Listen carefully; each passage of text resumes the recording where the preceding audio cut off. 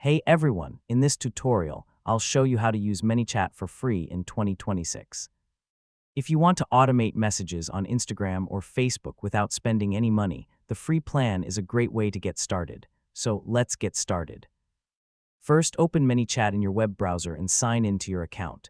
If you don't have an account yet, create one using your Google account, Facebook account, or email address. Next, connect your Instagram or Facebook page by following the on-screen setup steps. Yeah, this allows ManyChat to send automated messages through your connected account.